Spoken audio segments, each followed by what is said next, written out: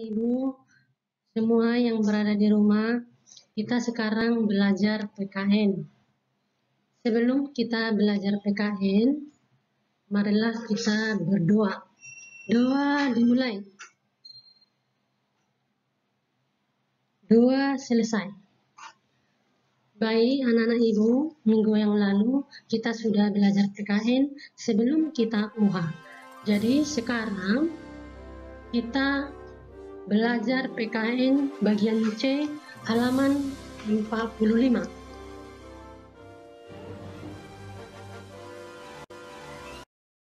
Positif terhadap pokok pikiran dalam pembukaan Undang-Undang Dasar Negara Republik Indonesia tahun 1945.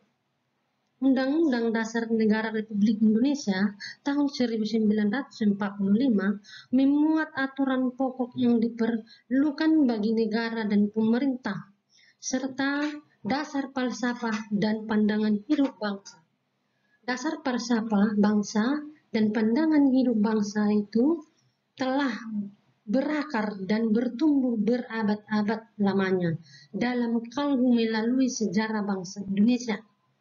Sudah terjadi tugas kita bersama termasuk kalian sebagai pelajaran sekaligus generasi penerus perjuangan bangsa untuk mempertahankan kelestarian pokok-pokok pikiran di dalam pembukaan Undang-Undang Dasar Negara Republik Indonesia tahun 1945.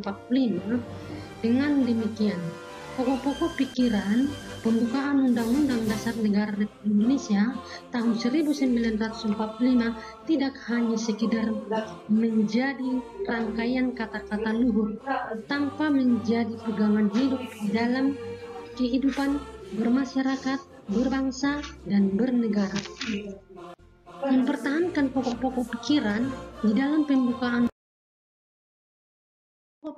dalam pembukaan Undang-Undang Dasar Negara Republik Indonesia tahun 1945 tidak hanya dilakukan dengan tidak berubahnya, namun yang tidak kalah penting adalah perwujudan pokok-pokok pikiran dalam pembukaan Undang-Undang Dasar Negara Republik Indonesia tahun 1945 dalam kehidupan bermasyarakat, berbangsa, dan bernegara. Setiap lembaga negara, lembaga masyarakat, dan lembaga warga negara wajib memperjuangkan pokok-pokok pikiran tersebut menjadi kenyataan di dalam kehidupan kita sehari-hari. Seperti minggu yang lalu, Ibu sudah menyuruh mencatat bagian B, pokok-pokok pikiran yang ada di dalam Undang-Undang Dasar 1945, pokok pikiran pertama, pokok pikiran yang kedua, pokok pikiran yang ketiga, pokok pikiran yang keempat. Semua itu sudah ada di dalam bagian B. Dan jawabannya, kita sekarang anak-anak membuktikan bagaimana pokok pikiran pertama itu, di situ kita dituntut untuk menyelenggarakan negara. Setiap warga negara itu wajib mengutamakan kepentingan negara di atas kepentingan pribadi atau golongan. Itulah pokok pikiran yang pertama. Sedangkan pokok pikiran yang kedua mengutamakan adalah hendaknya mewujudkan keadilan sosial yang berdasarkan kesadaran bahwa manusia itu mempunyai hak dan kewajiban dalam kehidupan bermasyarakat. Apa itu hak dan kewajiban kita sebagai masyarakat? Berhak kita memperoleh pendidikan di luar negeri, berhak kita mencari pekerjaan, apa pekerjaan kita sesuai dengan cita-cita kita masing-masing. Tidak boleh kita memaksakan kehendak, kau harus polisi, kau harus dokter, kau harus guru. Tidak boleh. Kita bebas mencari pekerjaan kita sesuai dengan cita-cita kita masing-masing, ya anak. Sedangkan pokok pikiran yang ketiga di situ diutamakan di situ adalah percaya dan takwa kepada Tuhan Yang Maha Esa.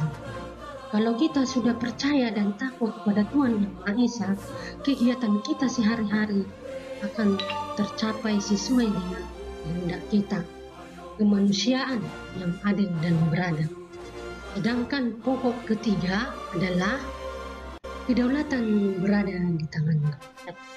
Itulah pokok-pokok pikiran yang terkandung di dalam Undang-Undang Di dalam pembukaan Undang-Undang Dasar 1945, pokok pikiran pertama, pokok pikiran kedua, pokok pikiran ketiga, pokok pikiran keempat. Sekarang anak-anak ibu, kita tadi harus kita melaksanakan di dalam kegiatan kita sehari-hari. Baik kita hidup di lingkungan sekolah, baik kita hidup di lingkungan masyarakat, baik kita hidup di lingkungan keluarga. Sekarang anak-anak ibu buka dulu bukunya halaman 4.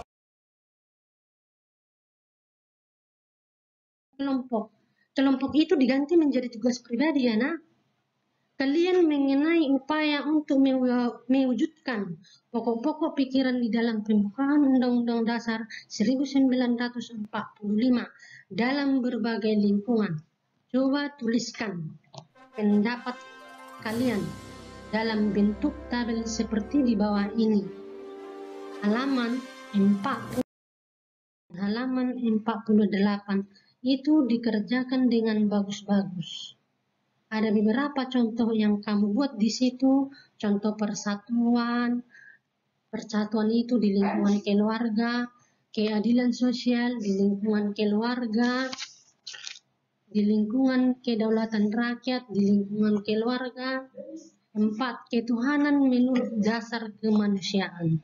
Itulah nanti yang kalian kerjakan di rumah dengan bagus-bagus. Siapa yang sudah siap mengerjakan, boleh langsung dikirim melalui WA Ibu. Siapa yang tercepat mengerjakan berarti nilainya yang bagus.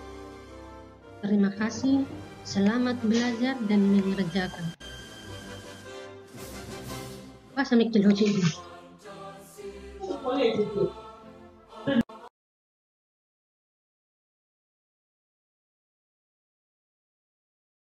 Terima kasih.